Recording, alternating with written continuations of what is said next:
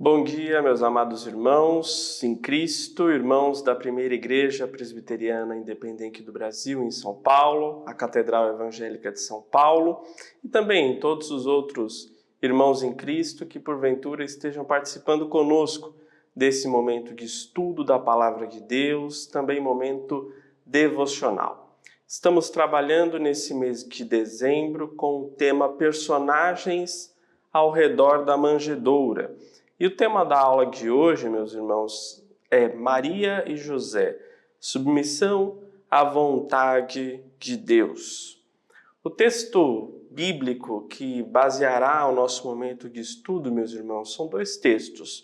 Se encontram primeiro no Evangelho de Mateus, capítulo 1, versículos 18 a 24, e Evangelho de Lucas, capítulo 1, versículos 26 a 38. Serão os fundamentos bíblicos desse estudo dessa manhã acerca do casal Maria e José e o tema da submissão à vontade de Deus.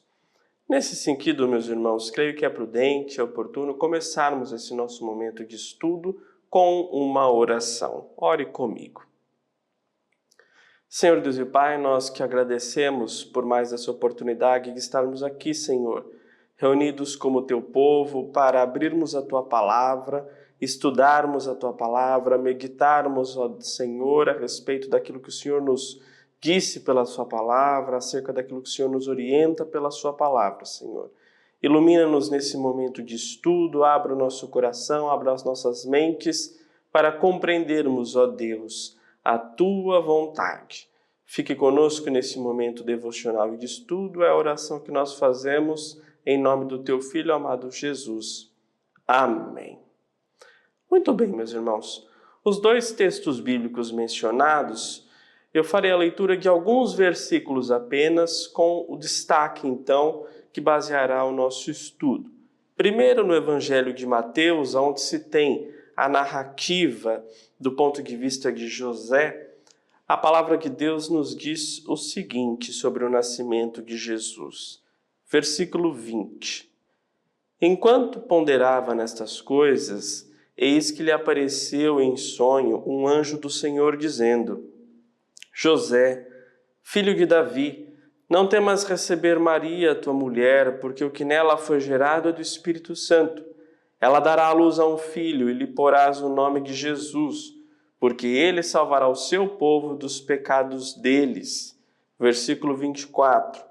Despertado José do sono, fez como lhe ordenara o anjo do Senhor e recebeu sua mulher. Contudo, não a conheceu, enquanto ela não deu à luz a um filho, a quem pôs o nome de Jesus. Agora partamos para a leitura de alguns versículos do Evangelho de Lucas, onde se tem a narrativa do nascimento de Jesus na visão, na perspectiva de Maria. Assim diz a palavra de Deus, a partir do versículo 26. No 6º mês, foi o anjo Gabriel enviado da parte de Deus para uma cidade da Galiléia chamada Nazaré, a uma virgem desposada com certo homem da casa de Davi, cujo nome era José. A virgem chamava-se Maria. Versículo 30.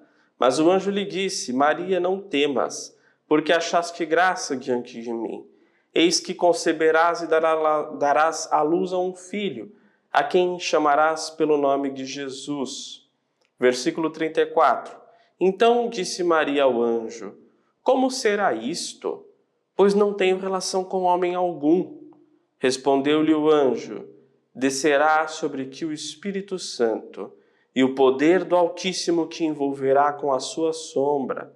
Por isso, também o ente santo que há de nascer será chamado Filho de Deus. E o versículo 38. Então disse Maria: Aqui está a serva do Senhor, que se cumpra em mim, conforme a tua palavra. E o anjo se ausentou dela.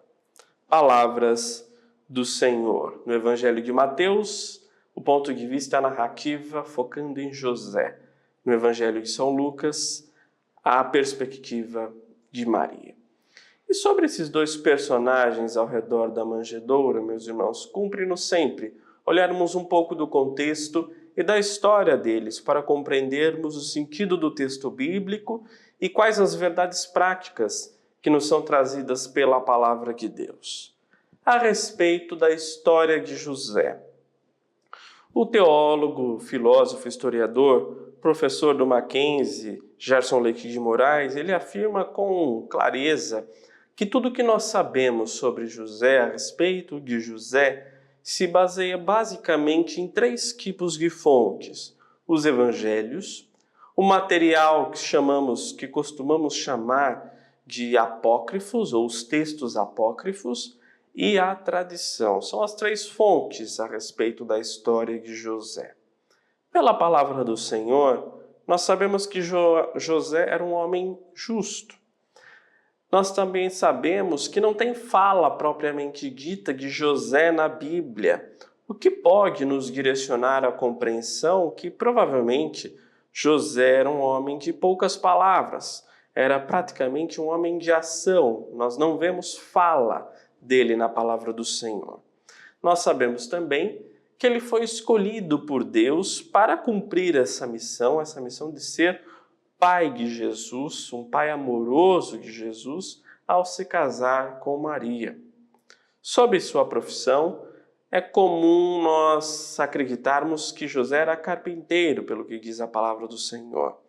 Essa é a tradução, inclusive, é a terminologia de tradução carpinteiro que nós nos acostumamos.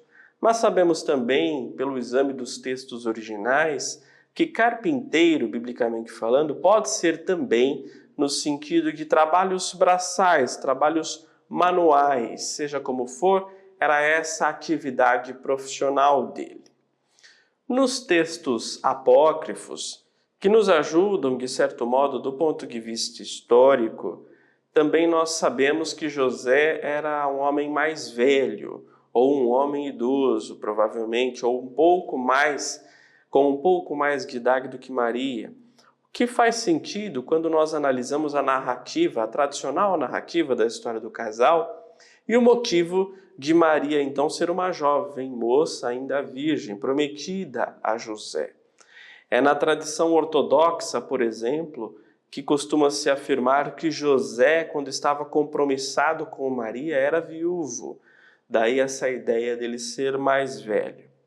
Pela Bíblia, pela palavra do Senhor, depois que não se menciona mais José na Bíblia, nós vemos relatos da família de Jesus, Maria e os irmãos de Jesus ao redor, ali no contexto do ministério de Jesus, o que pode também corroborar a interpretação que Maria ficou viúva ao longo do tempo, ou seja, José havia falecido primeiro, talvez por ser mais velho.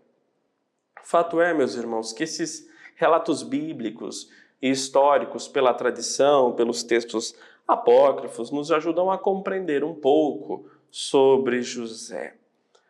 Obviamente, precisamos também tratar um pouco da história de Maria. Do ponto de vista histórico e bíblico, nós sabemos de Maria, acerca de Maria e sua história, apenas pelos evangelhos e pelo livro de Atos. Historicamente, além dos evangelhos e Atos dos Apóstolos, alguns textos apócrifos e a tradição também tratam um pouco da personagem, da pessoa de Maria e também da tradição que foi construída em torno da mãe de Jesus. Existe um texto apócrifo chamado Evangelho da Infância de Tiago, também conhecido como Protevangelium, muito conhecido e influente nas igrejas do Oriente, que trata um pouco da história de Maria. É a teóloga metodista Margaret Barker, no livro Natal, a História Original, ela trata um pouco desse texto, ela trata um pouco desses aspectos, pois esse texto é a antiga fonte de muitas crenças sobre Maria, incluindo relatos sobre o seu nascimento.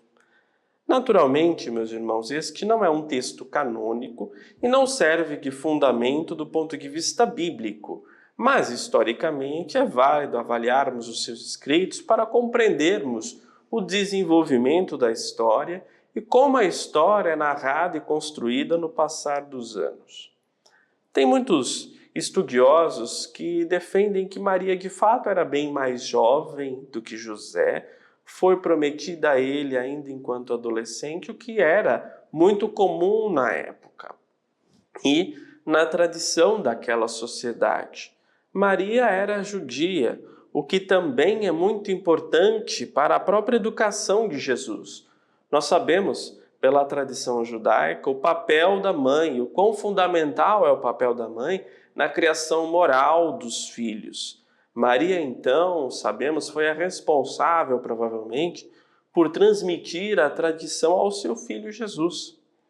E sobre a infância de Jesus, também não há grandes narrativas na palavra de Deus, o que nos dá a entender que, de fato, não teve nada de extraordinário na sua infância. Foi uma infância comum, normal, do ponto de vista de criação, é claro.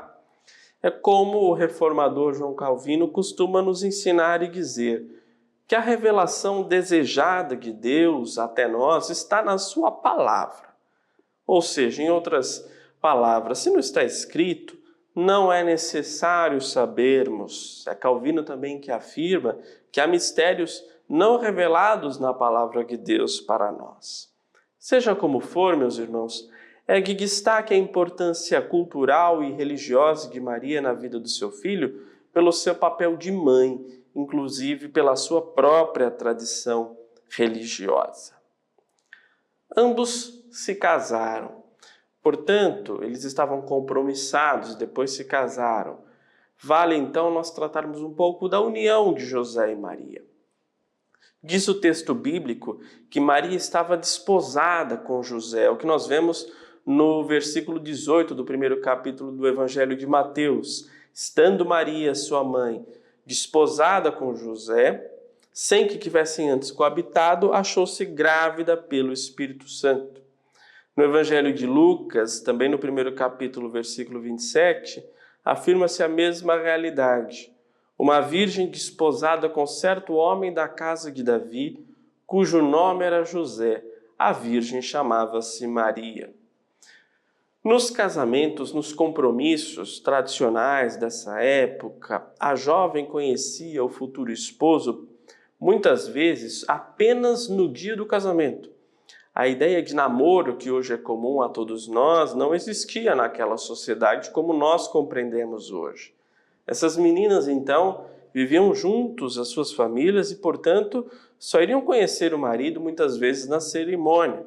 O matrimônio, muitas vezes, era uma relação de possível acordo entre as famílias. Então nós podemos compreender nesse desposamento, nesse compromisso, que Maria estava então sob aquilo que nós chamamos de pátria potestas, sob a responsabilidade da casa de seus pais.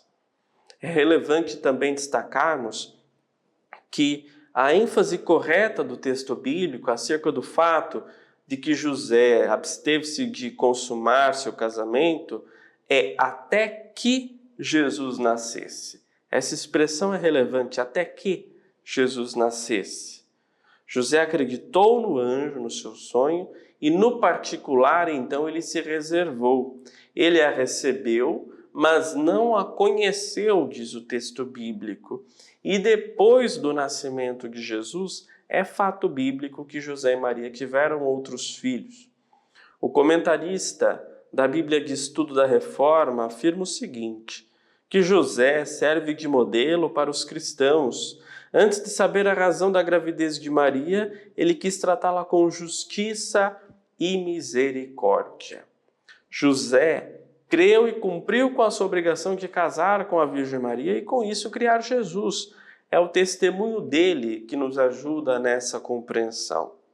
Nós sabemos que José poderia ter se recusado a cumprir essa tarefa, mas ele acreditou. Pela lei judaica, cuja referência nós vemos no livro de Deuteronômio, no capítulo 22, o noivado, esse compromisso, ele era como uma espécie de casamento. e cabia então a figura do divórcio, se tinha, por exemplo, episódios de adultério, traição, que eram justificativas perante a lei judaica para o divórcio. José poderia ter trilhado esse caminho, mas não o fez diante dessa gravidez inesperada. Nessa união, já desde a promessa do desposamento, desse compromisso, meus irmãos, nós compreendemos que havia muita fé e submissão à vontade e os planos de Deus. Tanto Maria quanto José, compromissados, seguiram de acordo com as ordens do Senhor. E nós, meus irmãos, ao compreendermos o contexto dessa união conjugal, é importante para nós, para a nossa lição na vida prática, pois sabemos, acerca do desenvolvimento de Jesus em meio a essa união, que Jesus nasceu num contexto de família. Ele tinha um pai, uma mãe e foi criado por uma família. Na época, isso significava que ele teve alguém que lhe ensinou uma profissão, no caso a carpintaria ou serviços manuais, e o amparo de um pai protetor. Foi esse o papel de José na vida de Jesus, que acabou inclusive se tornando um modelo cristão de paternidade. É na tradição católica que o Dia dos Pais na Itália, por exemplo, coincide com o dia de São José, que é o dia 19 de março. Daí a riqueza dessa tradição e dessa visão paternal de José acerca da sua missão. E a relevância de Maria na vida e na criação do Salvador enquanto veio à humanidade, no papel destacável, então na criação de Jesus, por meio daquela mãe judia em que Deus viu graça e a agraciou com essa responsabilidade, também é importante para nós. Fato é que foi em meio a essa união que aconteceu o milagre do nascimento de Jesus. O comentarista da Bíblia do Peregrino, ao tratar dos versículos 35 a 37 do Evangelho de Lucas, em que o anjo afirma que o poder do Espírito Santo virá sobre Maria e ela respondeu se submetendo à vontade de Deus, afirma o comentarista que nós vemos um resumo da cristologia, ou seja, da base da doutrina da pessoa e da obra de Jesus Cristo.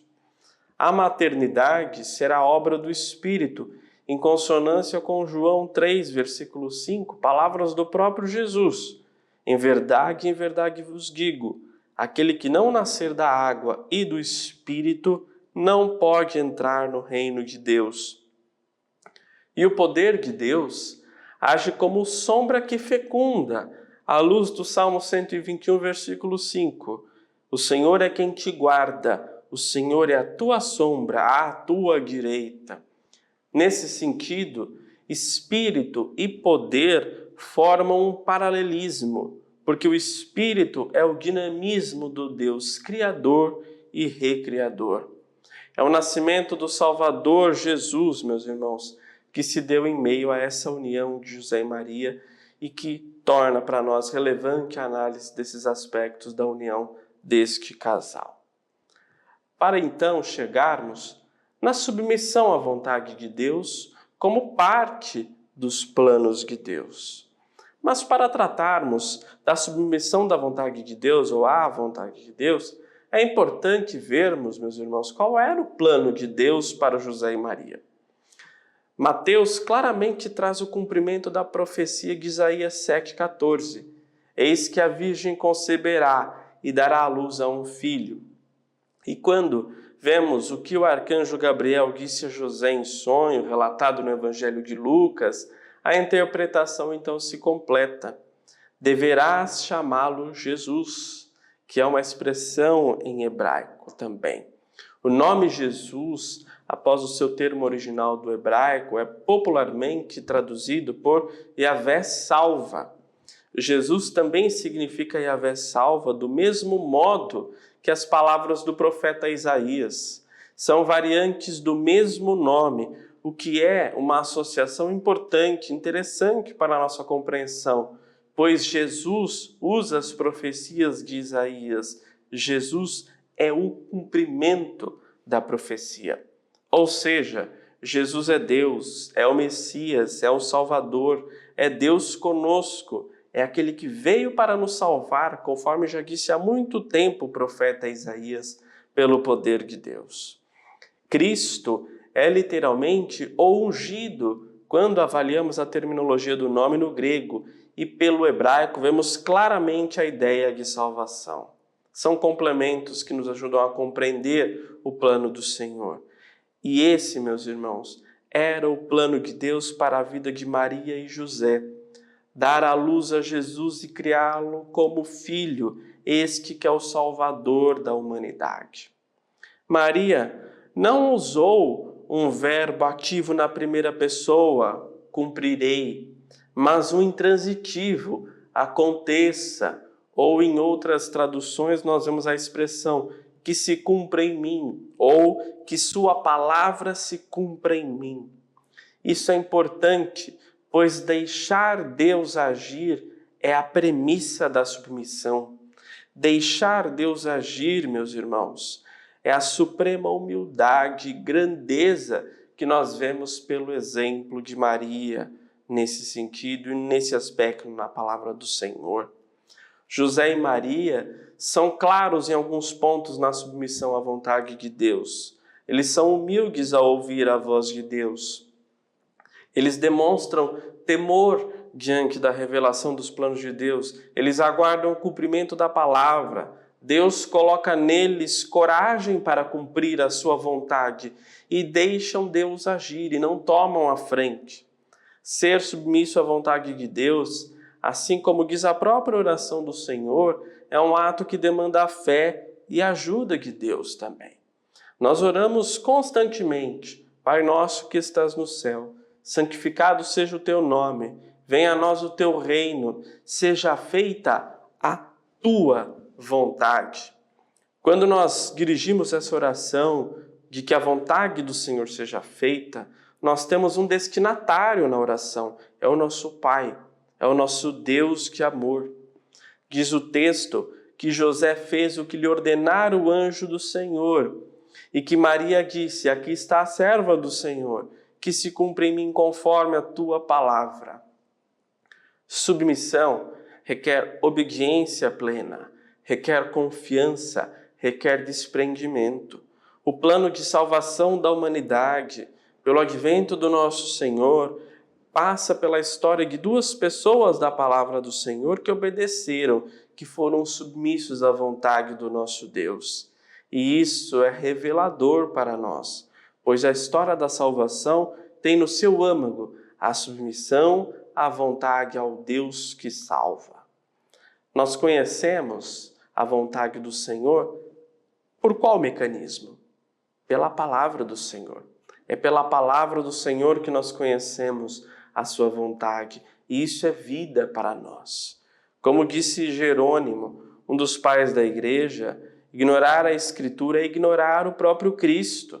Por isso, meus irmãos, José e Maria nos ensinam com sua vida e submissão muito sobre o que é seguir a Cristo e como seguir a Cristo.